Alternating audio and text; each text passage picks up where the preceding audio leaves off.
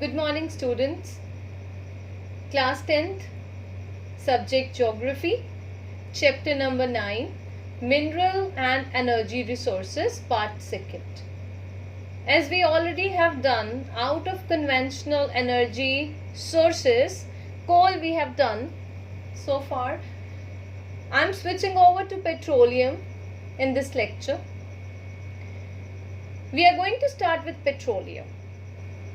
First of all, we should know what petroleum is and what is the another name of petroleum. So petroleum is the word.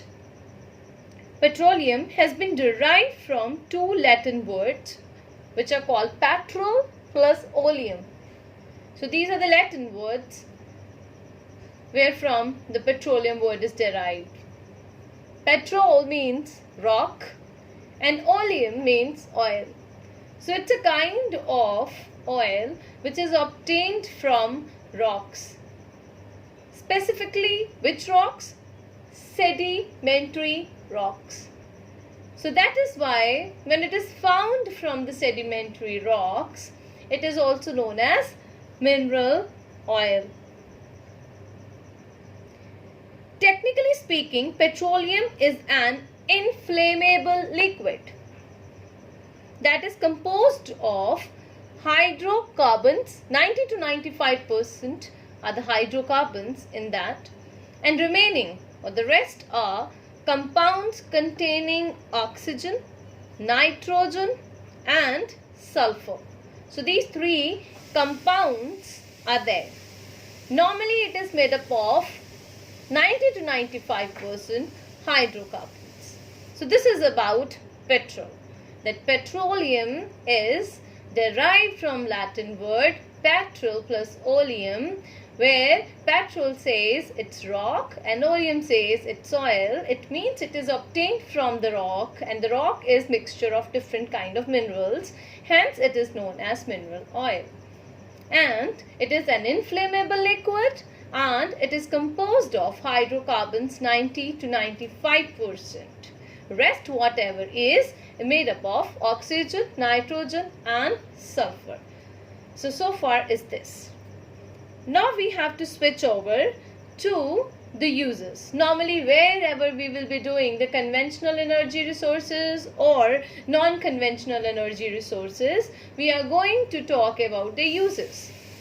So when we talk about the uses of petroleum, first of all, we should know that it is used in locomotive power and it provides most important lubricating agent. So you need to learn locomotive and lubricating agent. It is used as an important raw material of various petrochemical products. Various petrochemical products it is used for. And very important thing regarding petroleum, where here I would like to tell you, is that it emits very little smoke and leaves no ash. Very little smoke and no ash, and can be used to the last drop. Then it is main source of many products. Which products? Like petrol itself, kerosene, diesel oil, paraffin wax, Vaseline and benzene. They are given in your book. So you can read from there, you can underline there and cram. Then it is used for making, what else it is used for? It is used for making medicines, plastics and fertilizers. So the use is there in medicines also of petroleum, in plastic when we make, and fertilizers as well. So it is the most important raw material for chemical industry.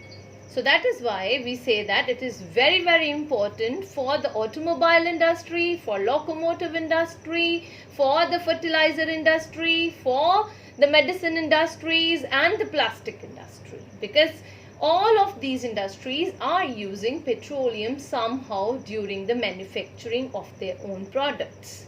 So this is all about the uses. You can use, you can write down any 2 or 3 uses out of these 5 I have written, because in the paper normally the question comes that write down the uses of petroleum. So it carries 2 marks. So you should write properly with proper terminology any 2 major points. All these are the major points. Any point, 2 points will let you get the marks, because those 2 points will be concrete and will be very important as per the book. And then is distribution. Distribution, when we talk about, it is all about where it is found in India. Distribution is about where in India petroleum is found. That is says distribution. When we talk about this, first of all we should know that where did we find it first. So we found it first in 1867 in Assam. The place was Makum. Makum. That was in Assam. And then one question comes in our mind over here. There are 2 types of the places where normally petroleum is found. One is offshore into the sea. It is away from the sea. Or you can say away from the shore. Offshore means not on the land but into the water body, nearby water body. Maybe it's an ocean or it is a sea. Around India, when we talking about, we have seas. So we have offshore area, Mumbai High. Mumbai High. Another areas are Digboi, Rudrasagar, Nuramati. These areas are very important petroleum areas. Then we have some of in Gujarat. The areas are Ankleshwar, Koyali, Kalol and Navgaon. Ankleshwar, Koyali, Kalol, Navgaon. These are the important oil fields in Gujarat. So these are the oil fields of Gujarat. Some others are also found, which are Kasambar, Mehsana, Dholka and Lunaj. These are also very important